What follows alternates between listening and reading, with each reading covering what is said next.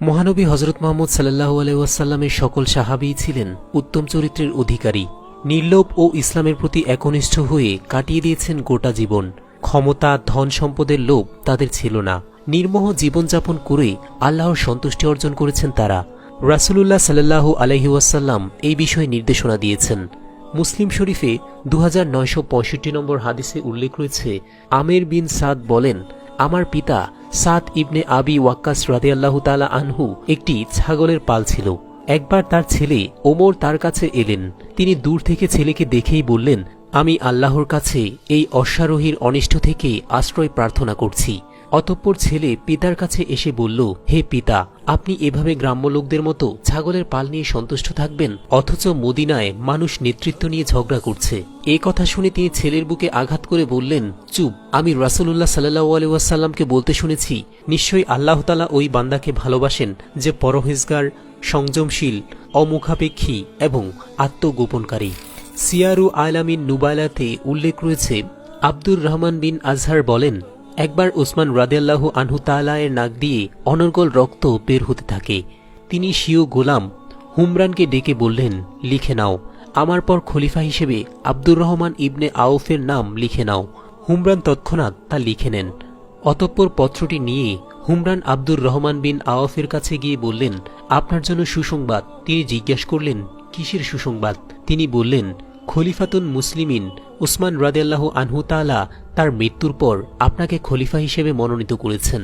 এ কথা শোনার পর আব্দুর রহমান বিন আওফ রাসূল সাল্লাল্লাহু আলাইহি ওয়াসাল্লামের কবর ও মিম্বরের মধ্যবর্তী স্থানে দাঁড়িয়ে যান এবং দুহাত তুলে দোয়া করেন এবং বলেন, হে আল্লাহ, যদি উসমান তার পরবর্তীতে আমাকে খলিফা হিসেবে মনোনীত করার সিদ্ধান্ত নিয়ে থাকেন, তাহলে আপনি তার আগেই আমাকে উঠিয়ে নিন। এরপর মাত্র 6 মাস জীবিত ছিলেন তিনি। নেতৃত্বের লোভ কঠিন একটি মানসিক ব্যাধি। সুনাম ও সুখ্যাতি লাভের আশায় মানুষ তার তাকওয়াকে বিনষ্ট করে দেয়। এরূপ অবস্থায় মানুষ ন্যায় অন্যায়, বিচার বুদ্ধি হারিয়ে ক্ষমতা লাভের নেশায় ও নিজ ক্ষমতা পাকাপোক্ত করার জন্য যে কোনো অনৈতিক পন্থা অবলম্বন করতেও দ্বিধাবোধ করে না। ক্ষমতায় যাওয়ার জন্য অথবা ক্ষমতাকে পাকাপোক্ত করার জন্য কুপ্রভাব হিসেবে পারস্পরিক হিংসাবিদ্বেষ সৃষ্টি হয় এবং সমাজ ও দেশে সদ্ভাব ও সম্প্রীতি বিনষ্ট হয়ে যায়। আবু হুরায়রা রাদিয়াল্লাহু তাআলা আনহু নবী করিম সাল্লাল্লাহু আলাইহি ওয়াসাল্লাম থেকে বর্ণনা করেন, তিনি বলেছেন, তোমরা নিশ্চয়ই নেতৃত্বের লোভ করো, অথচ কিয়ামতের দিন তা লজ্জার কারণ হয়ে দাঁড়াবে। কত উত্তম দুগ্ধদায়িনী এবং কত মন্দ দুগ্ধপানে বাধা দানকারিনী। শুধু নেতা বা দায়িত্বশীল হলেই হবে না, এটি সঠিকভাবে পালন না করলে তাকে কঠিন জবাবদিহি করতে হবে। মুসলিম, বুখারী ও আবু দাউদ শরীফে হাদিস ইবনে ওমর রাদিয়াল্লাহু তাআলা আনহু হতে বর্ণিত, তিনি বলেন, নবী সাল্লাল্লাহু আলাইহি ওয়াসাল্লাম বলেছেন, তোমাদের প্রত্যেকেই এক একজন দায়িত্ববান এবং প্রত্যেকেই তার অধীনস্থদের সম্পর্কে জিজ্ঞাসিত হবে। নেতা তার অধীনস্থ লোকদের উপর দায়িত্ববান এবং তাদের সম্পর্কে জিজ্ঞাসিত হবেন। প্রত্যেক ব্যক্তি তার পরিবারের লোকদের উপর দায়িত্বশীল, সে তার সম্পর্কে জিজ্ঞাসিত হবে। স্ত্রী তার স্বামীর বাড়ি ও সন্তানের উপর দায়িত্ববান, সে সম্পর্কে জিজ্ঞাসিত হবে। গোলাম তার মালিকের মাল সম্পদের উপর দায়িত্ববান, সে সম্পর্কে জিজ্ঞাসিত হবে। ওহে, তোমরা প্রত্যেকেই নিজ নিজ অবস্থানে একজন দায়িত্ববান এবং তোমাদের প্রত্যেকেই তার অধীনস্থদের সম্পর্কে জিজ্ঞাসিত হবে।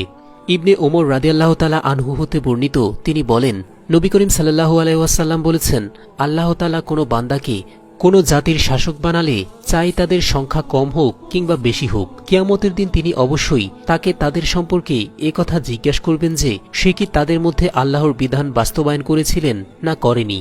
এমনিভাবে শেষ পর্যন্ত তিনি তাকে বিশেষভাবে তার বাড়ির লোকদের সম্পর্কে জিজ্ঞাসা করবেন।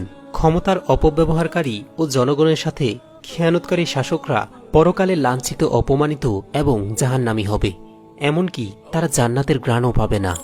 আফসোস, আমরা কি করে যাচ্ছি। পার্থিব এই ক্ষণস্থায়ী জীবনের জন্য আমরা কত কিছুই না করি, অথচ আমরা যদি সুচিন্তিত, সুপরিকল্পিত এবং আন্তরিকভাবে দক্ষতা, বিচক্ষণতার সাথে নিরলসভাবে, নিঃস্বার্থভাবে নিজেদের শক্তি, সামর্থ্য এবং শ্রম, মেধা ও সময় ব্যয় করতাম, তাহলে এদেশে প্রতিষ্ঠিত হতো আল কুরআনের আলোকে আলোকিত ইসলামী জীবন ব্যবস্থা।